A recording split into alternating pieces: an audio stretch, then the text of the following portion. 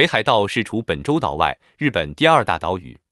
北海道最早被称为虾夷地，虾夷一词是自诩文明开化的大和王庭对阿伊努人的蔑称。阿伊努族是日本北方与俄罗斯东南方的一个原住民族群，在阿伊努语中，阿伊努是人的意思。该民族分布的地区被称为阿伊努毛西利，在阿伊努语中，它的含义是人居住的地方。阿伊努人居住的北海道曾一度被视作苦寒之地。在长达1000年的时间里，阿伊努族是北海道唯一族群。随着日本大和族领土的不断扩张，阿伊努人迎来了与大和民族的初次接触。大和族起源于今天岛根县出云一带，后来大和族慢慢向东扩展，建立了以京都和奈良为中心的大和朝廷。与此同时，阿伊努族势力扩展至本州岛东北一带，两族由此相遇。作为日本率先迈入封建社会，又最先向中华文明学习的势力，大和民族以日本统治者自居，因此他们将日本东北地区的原住民称为夷人，将包括北海道在内的东北地区称之为虾夷。日本武士的最高职位征夷大将军，便是在这一时期为征服日本东北地区而设立的。公元794年，大半地马吕就任首任征夷大将军，经过苦战，他征服了本州东北部的奥羽地区。此后，大和朝廷没有乘胜追击，而是采取了怀柔政策。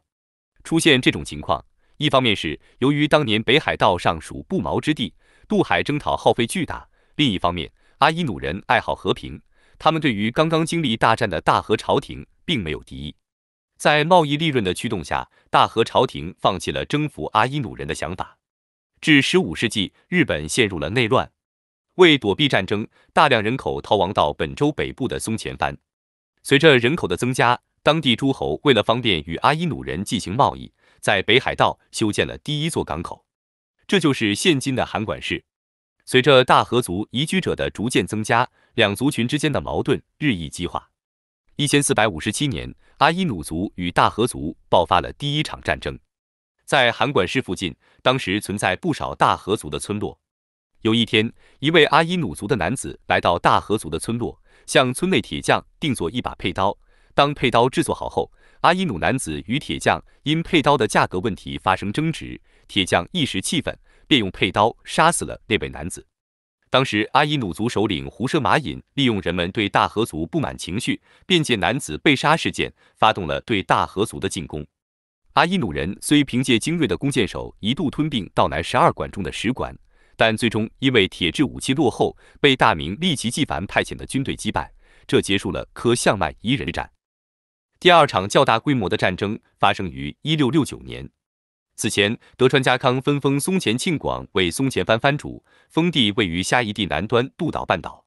面对突如其来的大和族武士，阿伊努族心生了愤懑。德川家康便授予松前藩垄断与阿伊努族贸易的权利，借此压榨阿伊努人，这导致两族关系恶化。至1640年代，虾夷地的阿伊努族内部发生了分裂。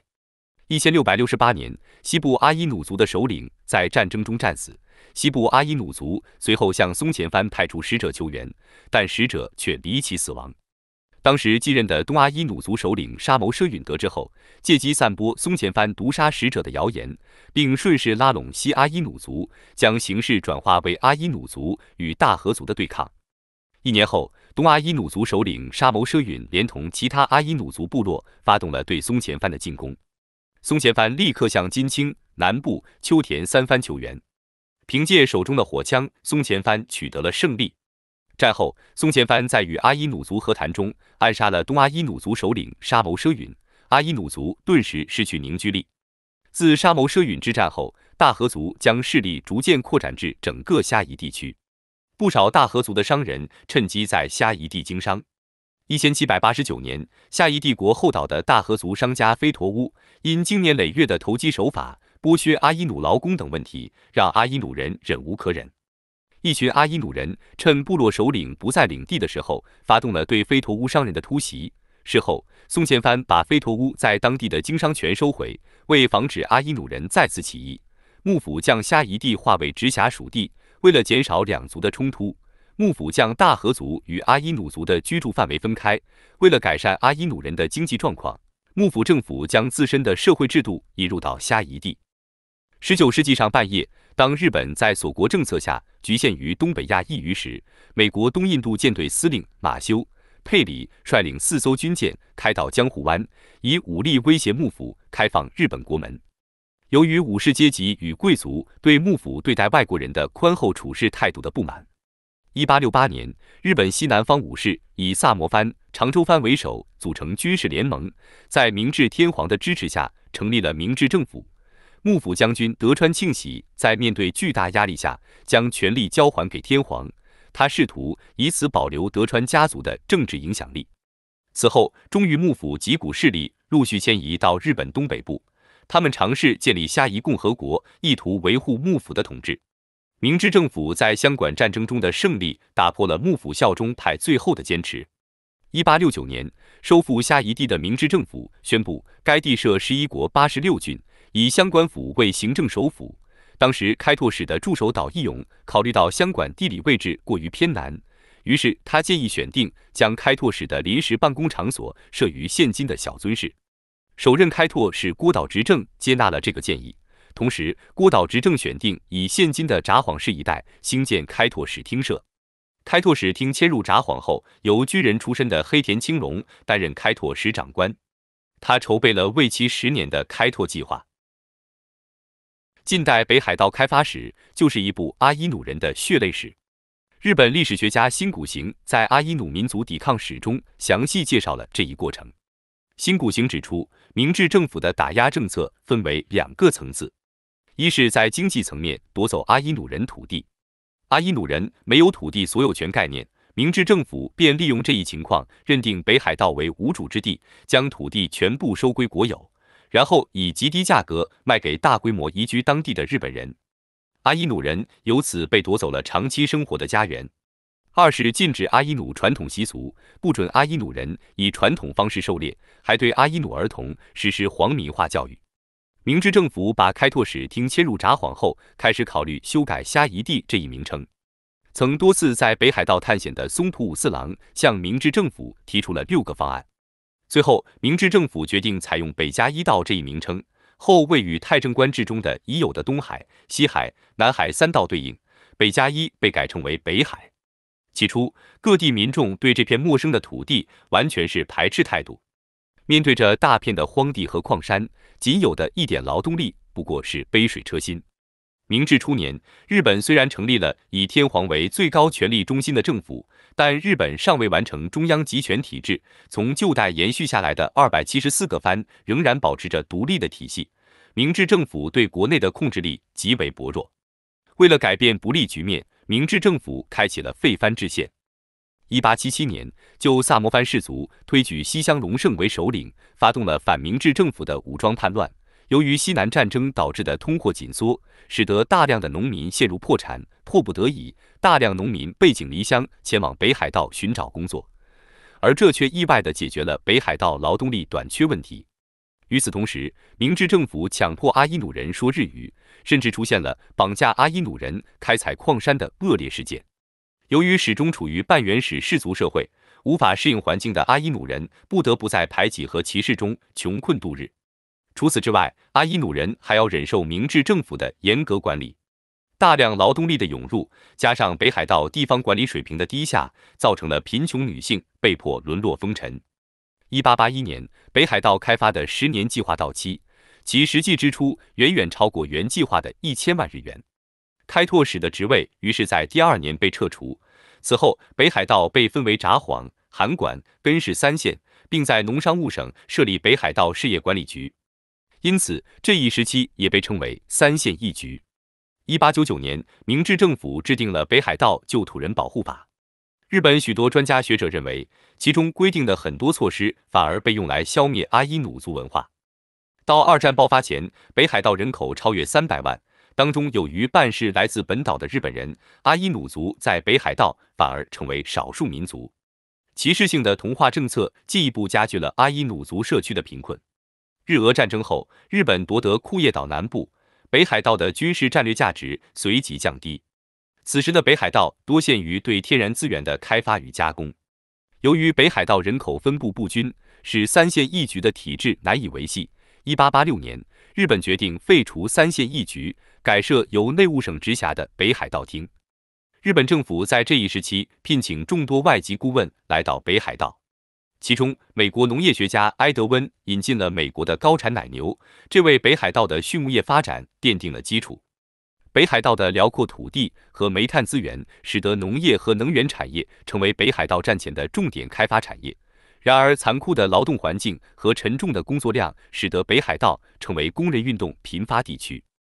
二战爆发后，北海道遭遇了美军的轰炸。由于没有过多的军工企业，使得北海道没有像东京等重工业城市一样遭遇毁灭性的打击。日本在莱特湾惨败后，意识到来自苏联的威胁是致命的。除了加强在中国东北的防守外，日本开始制定本土决战计划，而南库页岛、千岛群岛和北海道无疑成为其防卫的重点。1945年8月，苏联远东第二方面军发起库页岛战役，根据斯大林的命令，华西列夫斯基元帅要求远东第二方面军务必在8月25日之前拿下南库页岛和北千岛群岛，以便为下一步夺取北海道做准备。由于战争的紧迫性，准备不足的苏军在向南库页岛攻击时进展缓慢。8月19日，华西列夫斯基不得不命令远东第一方面军提供增援。与此同时，苏军统帅部计划让第一方面军2个步兵师在北海道登陆，另一个师则在千岛群岛南部登陆。此外，苏军太平洋舰队也接到了8月24日凌晨登陆北海道刘蒙港的命令。苏军发动库页岛战役后，日军第5方面军决定将主力部署于北海道，以便更好地守卫日本本土。1945年8月6日，为了避免采取大量伤亡的登陆战，美军在日本投放了原子弹。8月15日，日本宣布投降。日本的无条件投降，标志着所谓本土决战的破产，而依靠美国来抵御苏军的进攻，便成为了日本新的国防策略。因此，继续对苏作战，就是为了守卫北海道，为美军的进驻赢得时间。1945年8月15日夜，随着苏军在库页岛的持续进军，北海道多地陷入苏军即将登陆的恐慌之中，全岛人心惶惶。就在此时，苏联发动了千岛群岛战役。苏军完成对南库页岛和千岛群岛的占领后，北海道已经成为一座孤岛。正当北海道门户大开之际，苏军却放弃了进攻。这是美苏两国经过激烈博弈的结果。1945年8月17日，斯大林要求将千岛群岛和北海道的北半部划为苏军占领区。对于斯大林的提议，美国总统杜鲁门明确表示了反对。面对美国的拒绝，苏联做出强势回应。到8月23日，苏联空军第9集团军和太平洋舰队航空部队的主要基地迁往到南库页岛。事实上，苏联虽然大张旗鼓地部署部队，做出要进攻北海道的态势，但当时的苏军太平洋舰队力量薄弱，难以同庞大的美国海军进行抗衡。日军88师团在南库页岛的拼死抵抗，让苏军统帅部认为以现有兵力进攻北海道是难以获胜的。斯大林反复权衡后，他认为夺取南千岛群岛才是最佳的选择，只要控制了整个千岛群岛，便可以以最少的兵力扼守西北太平洋的水道，而且还可以对北海道形成战略威慑之势。于是，华西列夫斯基在8月24日经过苏军统帅部的授权，发出了为避免与联合国军产生纠纷和误解，绝对禁止在北海道方向派遣任何舰艇和飞机的电报。从这一刻起，苏军的北海道登陆作战被完全终止。同年10月4日，美军的先遣部队登陆函馆，并迅速分驻北海道各地。由于连年战争和殖民地的丧失，日本国内出现了严重的经济危机。此时的日本工农业生产力低下，粮食资源匮乏，失业人口激增。其中，粮食短缺和大量复员军人及家属的安置问题成为日本国内的2大隐患。这2个问题使北海道本来人口稀少、土地广袤的先天不足变成了后天优势。1948年，日本政府制定了北海道综合开发计划。这一时期的北海道综合开发的重点项目是石狩川流域开发和根串实验农场。石狩川是日本第2大河，其开发工程主要为农田水利建设。石狩川流域此后成为北海道粮食生产的核心地带。在20世纪60年代前，由于出产煤炭，北海道曾是日本的能源基地。但随着石油成为主要能源，北海道的矿业陷入了衰退。此后，公共建设和服务业成为北海道的经济支柱，这导致北海道经济出现依赖公共投资的问题。1972年，札幌举办了冬奥会，这场赛事大幅提高了北海道的国际知名度，使北海道的基础设施建设有了飞跃性的进步。然而，依赖公共投资的经济模式却让北海道在80年代末出现了发展放缓。1997年，北海道最大的银行发生了破产，这给北海道经济带来严重打击。目前，旅游业、商业、信息产业成为北海道发展较快的行业，但北海道仍面临人口减少和转变产业结构等诸多议题。